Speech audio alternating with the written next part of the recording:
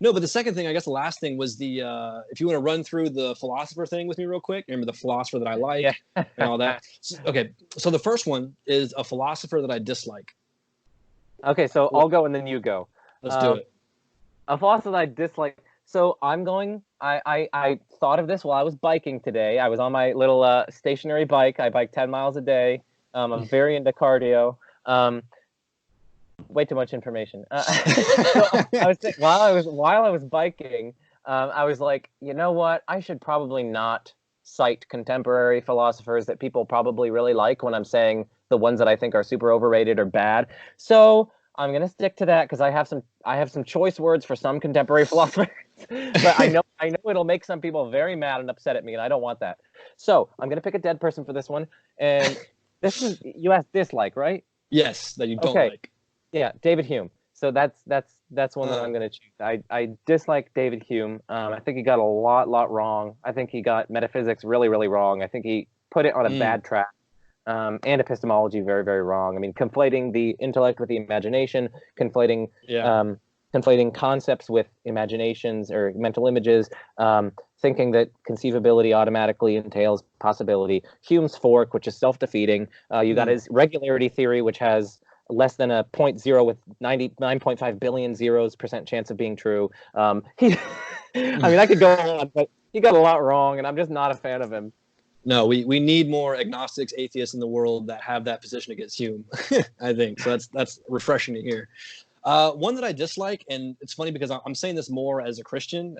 I have like my philosopher opinion, but as a Christian, I dislike Immanuel Kant.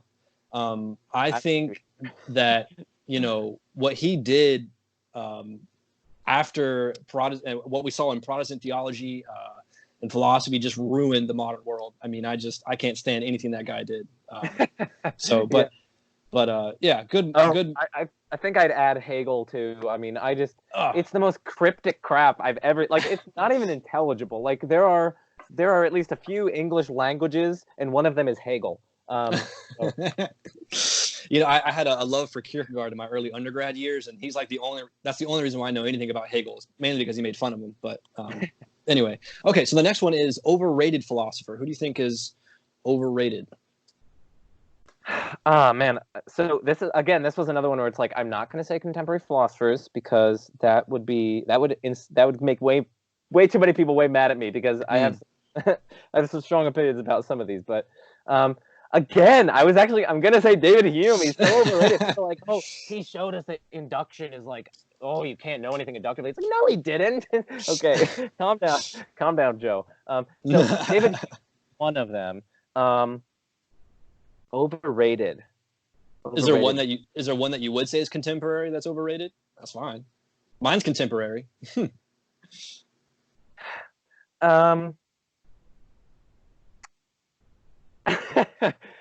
No, I'm not going to say it. No. I got you. The one I was going to say, Alvin Plantinga. Okay. And what's funny? Have you ever seen The Life of Brian? I haven't. No, it's Monty Python. There's a scene where like it's the three of them. They're complaining like, all right, what has Rome ever done for us? And it's someone next to him. He just keeps going, oh, well, Rome did this. He goes, okay, well, right. But besides that, what has Rome ever done? And the scene just keeps going, oh, well, Rome did this. Well, Rome did that. And that's how I feel about Alvin Plantinga, because I'm like, okay, free will defense, sure. Okay, modality, sure. Okay, ontological argument, sure. But other than that, overrated. Only because I just think that Christian philosophers look to him as kind of like the patron saint of solving the problems of modern philosophy, which he did a lot of great things, but I don't really agree with Plantinga on a lot.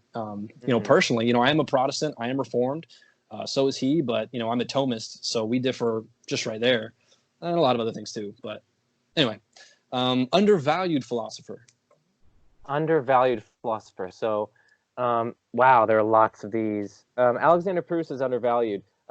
Maybe this is weird because, he does get a lot of acclaim, but he's just so brilliant. I mean, you can look at his blog and it's like a genius idea like every day that comes out of him. It's insane. He also has dual PhDs in mathematics and philosophy, which is just insane. And man, it's just so brilliant, so undervalued. He's contributed so many good things. It's just awesome. His book Actuality, Possibility, and Worlds on the Metaphysics of Modality was super good, super interesting. Have you ever read hang on. Do you ever read this book by Plantinga? That series of essays, The Metaphysics of Modality? I haven't. Bro, that's the hardest book I ever read in my life. That's funny. I almost can't stand modal metaphysics. So, but no, that's super awesome. Yeah. So him and in terms of the past, okay, maybe it's stupid to say that this is undervalued, but I think Descartes, like I think we owe all of modern philosophy to Descartes, basically. Yeah. I mean, obviously, we're standing on the shoulders of giants, and so is he. But like, I mean, he's taught in every university, but still, like, often people don't recognize how influential he was to like everything. Like the philosophy, he almost like started the philosophy of mind, really, almost. Yeah. And we see so many Cartesian ideas in like contemporary debates, like privacy, qualia, subjectivity, like these marks of the mental. A lot of them were brought forth by Descartes and like talked about. Modal arguments for dualism, like these were brought forth by Descartes, sort of originally. So yeah, I think Descartes is undervalued. I think Proust is undervalued, and then one more. I think Richard Swinburne is undervalued outside of Christian circles. So I think that a lot of non-Christians can have some great insights from Richard Swinburne, and I think he's undervalued outside of Christian circles. Yeah, I would agree with Descartes if people understood him better, because it's like, there's certain Christians and Thomists especially who are like, okay, Descartes just ruined modern philosophy. His ontological argument is crap. The clear and distinct ideas are crap. It's true.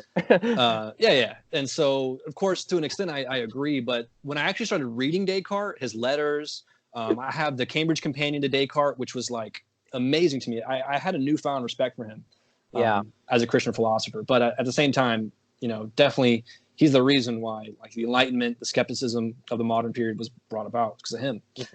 But my answer was Aristotle, which I feel kind of lame saying that, but only because he's one of those philosophers that a lot of modern philosophers don't get right. And so people don't take the painstaking care to really learn the Greeks, because I think if we go back to learning the Greeks, we can solve a lot of problems in modern philosophy. But next one, philosopher I love. I mean, people who know me know what I'm going to say. I mean, it's Josh Rasmussen. I mean, he's just so awesome. I love him so much. Yeah, he's just great. Wow, favorite philosopher, really? Well, it's a philosopher I love. So in terms of the person, yeah, I mean, he's my favorite. But in terms of their work, I mean, it's probably Alexander Proust. Yeah, I mean, Proust and Oppie, but Proust primarily. And Josh's work is probably like third in terms of my favorite. I'm not saying like correctness or truth or anything. Just for like their breadth and depth and so on. But yeah, philosopher I love is definitely Josh Rasmussen. I mean, his passion, his enthusiasm, his emphasis on the intellectual virtues. He kind of inspired me further to pursue further philosophy. So yeah. Oh, okay. Is there anything? I'm just curious. Is there anything like in your conversations with Josh that have like stirred you in another direction? Yeah. So many directions. Oh my goodness. I've had so many amazing email discussions with him. It's like on the edge of both of our thinking. So he's helped me shift closer to neutral monism with respect to the mind. Oh wow. Yeah, so he's really helped me see like the difficulties in defining matter, in defining physical, in defining natural, to the point where I start to lose my grip or grasp on what these even mean. And so that, in conjunction with like epistemic structural realism in physics, have kind of pushed me towards a neutral monism with I don't know. I'm still thinking about it further, but he's definitely influenced me in philosophy of mind. No, that's awesome. I had I was pursuing another degree in theoretical physics, and I think that was the last kind of problem I was stuck on. I'm a realist, but I don't know how to go much farther than that. But so philosopher that I'd read again. I guess it's... Wait, did you say who you loved? Oh no, I didn't. The philosopher I love, Aquinas. I knew you'd say that. yeah. I mean, it's a debate between him and Kierkegaard.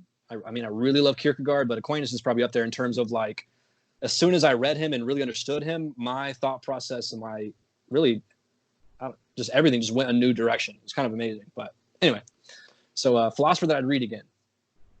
I would read again. So this is interesting. Like, I guess we'd have to say, like, why would I read it again? You know, like, do I do it because I like their style? Do I do it because I think that I can gain so many insights from them? So I guess, how about you go first? Yeah, I mean, not to be unsurprising, but Kierkegaard, as far as I'd read again, Okay. he's probably the one philosopher that, like, because what's his name? Gabriel Marcel says that, like, usually with reading philosophers, you can get like an intellectual fatigue, where, like, after reading it for so long, there's kind of, I mean, philosophy to me, don't get me wrong, is inherently interesting, but it can get kind of boring. Kierkegaard is the only philosopher for me that, like, he stays interesting, he's funny, I think, and he says, like, things that I really, like, resonate with, just not as, like, a philosopher, but, like, as an individual, as a Christian, etc. So yeah. Oh, okay, yeah. That's a good way to respond. Like, it's, like, interesting and kind of fun to read. So if we're going on that, I probably say Descartes. I really do like his method of writing. I think it's kind of clear. I think he doesn't, like, belabor the point. He doesn't, like, go on and on and on. You know, like, you read his meditations, and it's it's kind of short and sweet. I like it. And and it's kind of funny. He's just like, yesterday we were thinking of this problem. He wasn't writing these day after day, but it's funny because he's, like, taking on this persona of, like, 6 days, like, successive days. It's kind of funny, but yes. And he's in his nightgown. He's sitting by the fire in the Netherlands or wherever he was. Oh man, so fun. So I enjoy it. I think he's very clear, and I think that's sort of rare for his time. But yeah, I like it. I don't know if you ever heard this. I was reading Feser's The Last Superstition not too long ago, and he's talking about this story about Descartes carrying around not like a sex doll, or maybe like a sex doll. I don't know if you heard about this. Are you familiar with that story? I'm not. There's I could probably find it and read it, but it's just like there's a kind of like a story that circulated after Descartes' death about him carrying around this sex doll. And one day he brought it with him on this ship, and a captain found it, and he got totally scared by it, and he threw it overboard. That's kind of how the story goes. But I always thought that was really funny. I read The Last Superstition a while back. That I probably read that, let's see, probably junior year. It was, I have to say, like, while it was extremely polemical, like, it had me laughing out loud. Okay, I guess that's my answer. Edward Feser. Yeah, okay, that I'd come back and read just because I like his writing style. Okay. But it was so funny. He's, like, just tearing to shreds Daniel Dennett and, like, Richard Dawkins. But he was so polemical, which kind of makes me sad. But also, I mean, he was like, Daniel Dennett can't tell metaphysics from Metamucil. It was so funny. I was like, I laugh out loud when I'm reading his book. Yeah, no, dude, he was not holding back. It was awesome. The next one, philosopher who made me love philosophy. Oh man. Well, one of them is Beth Seeker, because I reached out to her and she really encouraged me to pursue philosophy in greater depth. So Beth Seeker, she's at the College of Southern Nevada. I've never heard of her. How do you spell that? Beth. So Beth. Probably shouldn't have spelled that. That was dumb of me. Seekerd is Seacord. So Beth Seeker, that's one of them. Number 2, Josh Rasmussen, of course. Number 3 is my 7th grade. He's not a philosopher, but who cares? Well, I guess we're all philosophers in some sense. He was my 7th grade science teacher, and he really made me super in love with science and evolution, and just in truth, and, like, curiosity, and like discovering truth. And he's the one who probably put me on the path to philosophy just by piquing my interest in evolution and, like, the evolution's relation to Genesis. Because, I went to a Catholic school, so we could talk about evolution's relation to Genesis and Adam and Eve. We watched the Bill Nye, Ken Ham, or whatever crap his name is. Yeah. We actually watched that debate in class, so that was super fun. Oh, wow. Yeah, so he's also one of the reasons why I got into philosophy in the first place. Awesome. Philosopher who made me love philosophy.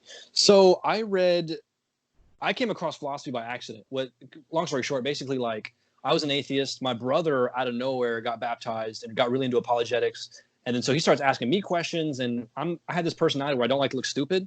So I picked up this book that I didn't even I didn't know anything about it. A brief illustrated history of Western philosophy by Anthony Kinney, and I read a chapter in there on Socrates, and Socrates was like my baby food getting into philosophy. Like this was the first time I'm thinking about like, dialectical reasoning and irony and just very basic concepts of knowledge. And I think that's where I started to see like philosophy as a kind of way of life, or like bringing it or incorporating it into a perspective, I guess.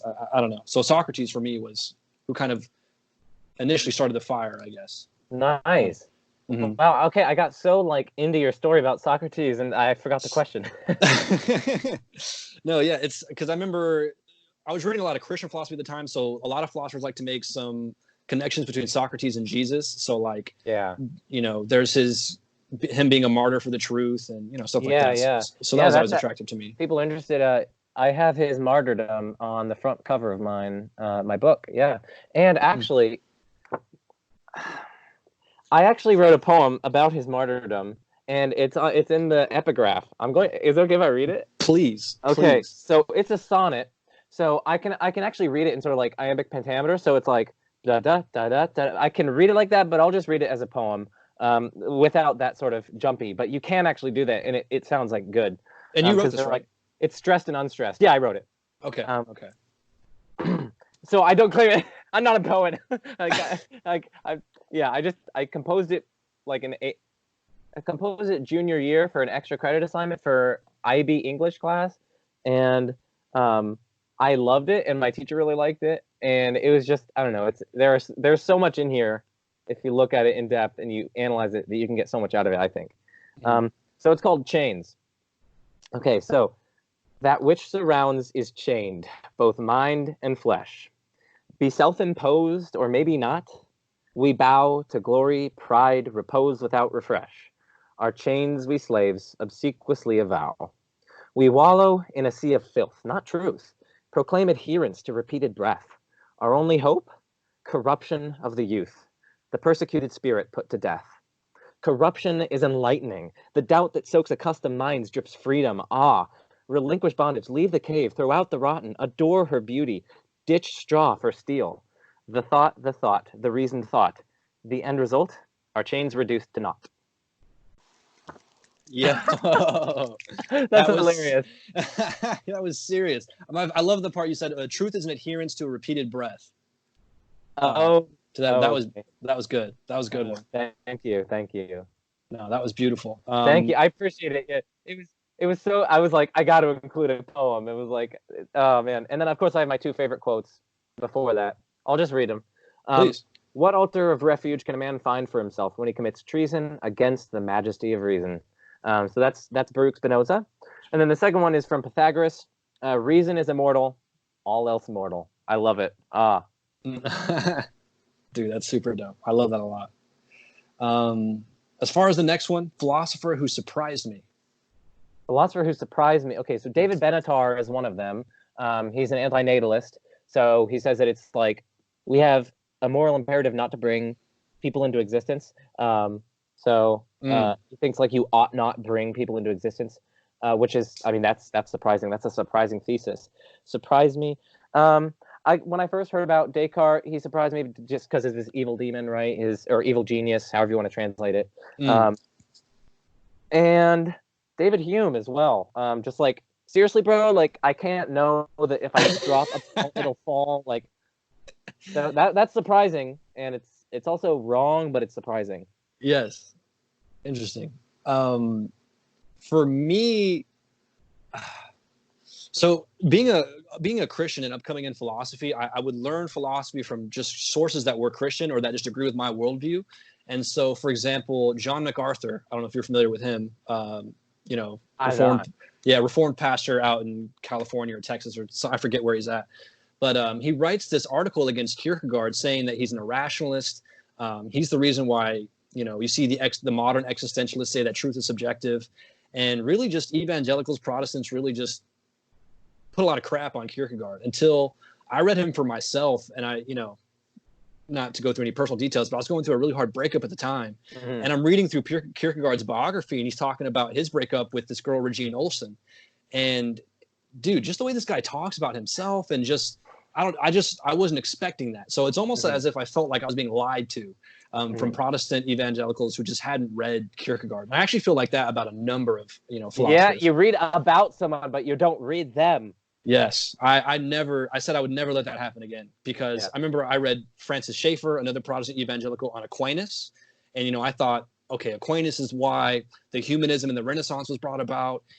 His bringing Greek philosophy into the Bible was so wrong, until I actually read Aquinas, and I'm like, no, that's not the case at all. And that's for like so many philosophers. Karl Marx, for example, which of course I think he got a lot wrong, but in a lot of ways he was brilliant. Which is controversial to say, but if you've read them, you'll see what I mean.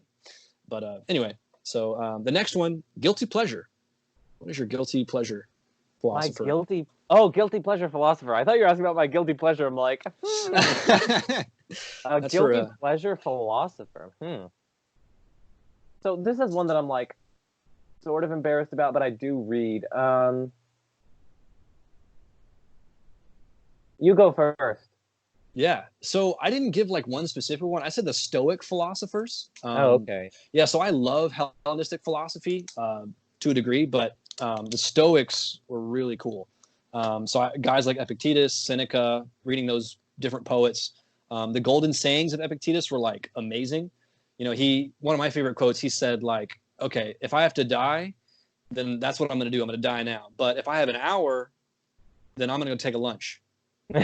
So the idea being is like, you're always being concerned with what's now, the present moment, and so on and so forth. But he always had those humorous ways of expressing kind of that memento mori kind of thing, So yeah, I love memento mori. Yeah, I love memento mori. It's just like, I actually, in my dorm room, we had our mirror, and my roommate started like, I don't know, he just wrote something. He just put like a smiley face on a sticky note, and he just put it on there, just for kicks and giggles. So I'm like, okay, I'll write something on there. So I wrote memento mori, and I put it on there, and it's been there all semester, and so you can like see it every day. So it's wonderful.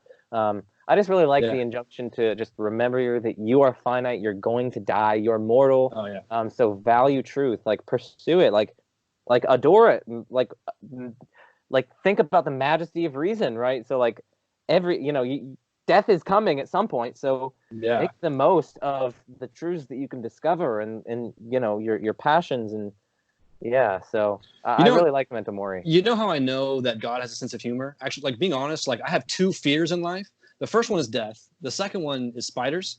The third one, I know. The third one is death by spiders. but no, it's.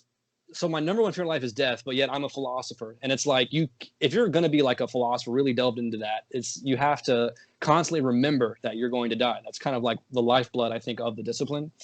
So it's a funny thing. Yeah. I haven't faced it, but I haven't given my guilty pleasure. I honestly don't know, because people who know me, I like just read analytic philosophy. Like, I don't read continentals. I don't read ancients really. Okay. I mainly read contemporary analytic philosophy. I mean, I do read, like, I'll occasionally read like Aquinas, because I'll be interested in a topic, but I mainly read analytic philosophy. And so I don't really have any like guilty pleasures that I can say like, oh, the Epicureans or something, like, because I haven't read that. I've only read about them in like secondary sources.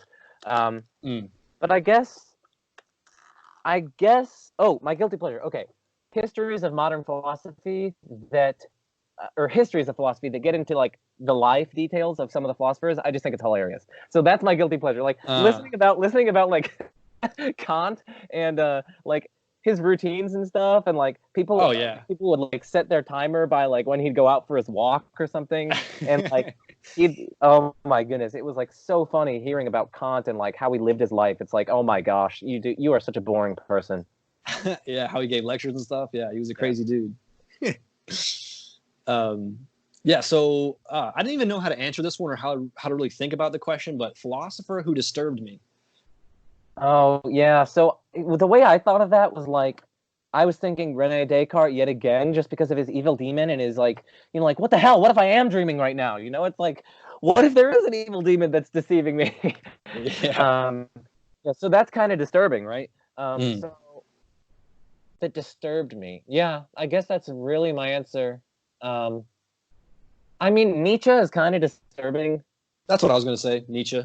He's kind of disturbing, but yeah. Other guys gave good answers, like Peter Singer, or that's even a good one. See, that's like, a good one. See, that's a good way to think about it. But Nietzsche, yeah, I don't know, he's a creepy dude. But okay, so go ahead. No, I was gonna say, like, some of the people who like wrote so much, that kind of disturbs me, because it's just like, how did you write this much in your lifetime? I mean, for someone like, for instance, one that comes to mind is Aquinas. Like, he wrote so much. It's like, how did you do this? It's like I know he had like scribes and stuff, but he'd like dictate it to like multiple scribes, multiple books at like the same time. It's like, wow, okay. I never understood that either. Yeah, like he had so many thoughts at one time. We had different scribes for different things. I want scribes. People, I will pay you. You're going to scribe. I know, we'd all love it. And then I remember Kierkegaard was probably the only one I can think of after Aquinas who wrote to such an extent as well. So Aquinas was like 13 million words, something like that. And then Kierkegaard was probably like just behind him. I mean, it was kind of insane. But I mean, I imagine that time period we didn't have much else to do. I mean, screw it, right? Yeah. But philosophers that I want to read more of is the last one. So I want to read more of. Proust has so much work, so I also want to read more of him. Philosophers I want to read more of. Let's see. I find it interesting that he just has that book on what is it called? One Body or something like that. Oh yeah, an essay in Christian sexual ethics. Have you looked at that at all? Well, I've just skimmed it because I've seen it online. So I haven't actually read it, but yeah, he's actually big in like sexual ethics and stuff, which is interesting. I'd like to get more into that, but anyway, sorry.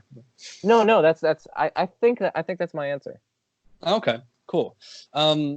Yeah, so I've been studying Thomism for like 8 years now. I remember I was in debate the first day of my senior year. I'm in debate class, and I'm like, okay, guys, guess what? This summer I became a Thomist.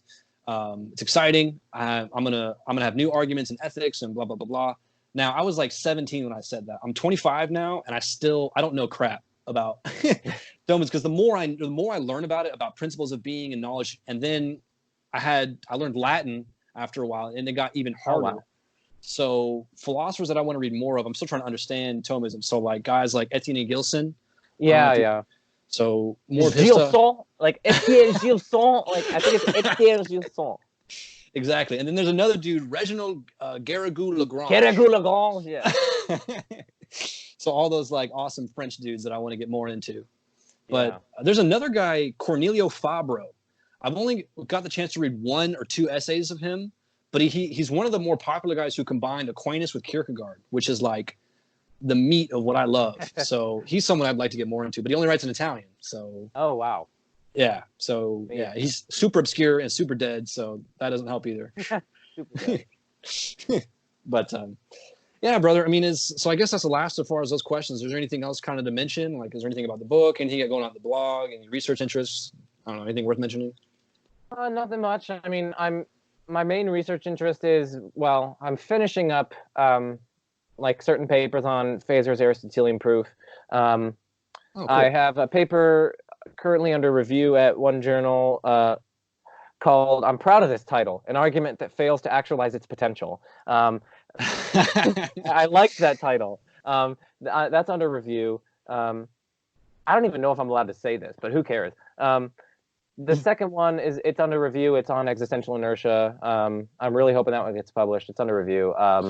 Sorry, I was curious about that more so. So that existential inertia, is there philosophers writing about this that you got this from? Or there are only like 3 written like papers dedicated. It's insane. It's like I mean, there aren't many. So I think the term might have been introduced by Mortimer Adler back in the 20th century. I'm not entirely positive. Oh, really? But the term is rather new. The only papers on it are Bowdoin, I think that's how you pronounce it. Bowdoin 2007, I think it was, and then Ed Phaser 2011, and then Robert Audi 2019. Those are the only 3 papers, I believe, that are expressly dedicated to existential inertia. There are some others that deal with a little bit of explanations of persistence, a little bit of sustaining causes, like Gvanvig and McCann. They talk about it a little bit. I think it was in their 1988 publication. I forget. Like I just know like the years and stuff. Yeah. That's like the in-text citations. So, but like it's not written on a lot, and so it's like on the edge of debates, and so that's why I think it's just so. I wish I could like write to the publishers or the people who are reviewing this. I'm like, you know how important this is. Like, publish this, bro.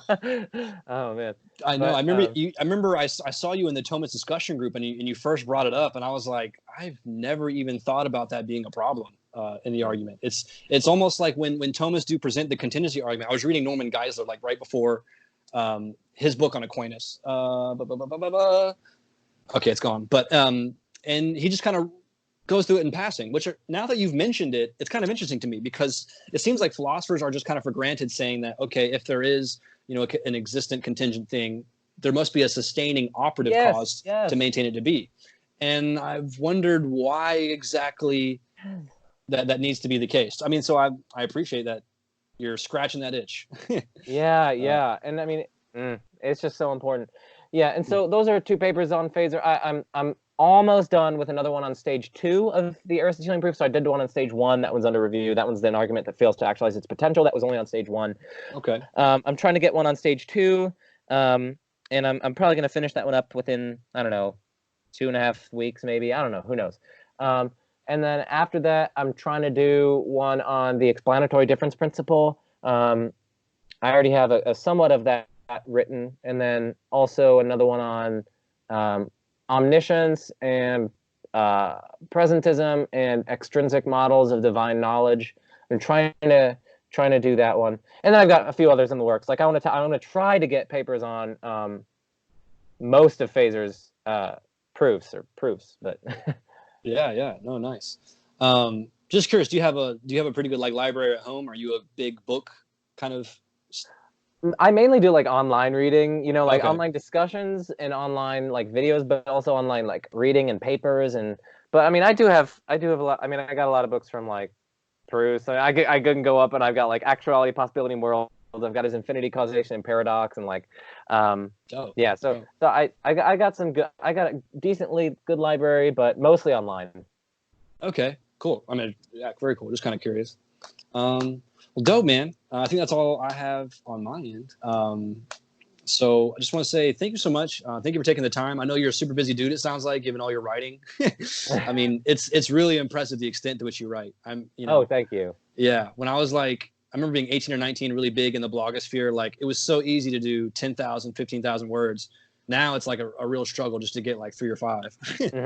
But anyway, so just want to say thank you again. And hopefully we can do this again a little bit more, like I said, more dialectically, so I can kind of be more of a presence. But I just want to kind of understand you better, because I think really that you're one of the better online voices as far as criticizing Thomism with, a much more substantial kind of approach to it. So yeah. So thank you. I appreciate it. And thank you for letting me come on. And yeah, it was so fun getting to know you better. I've seen you through your videos, and yeah, it was wonderful. All right, brother. All right. So thank you so much. I guess that's all I have to say. Thank you guys, and be sure to tune in next week for whatever video I have coming up. I don't have any of this stuff planned, so whatever comes is what you get. So, but, okay.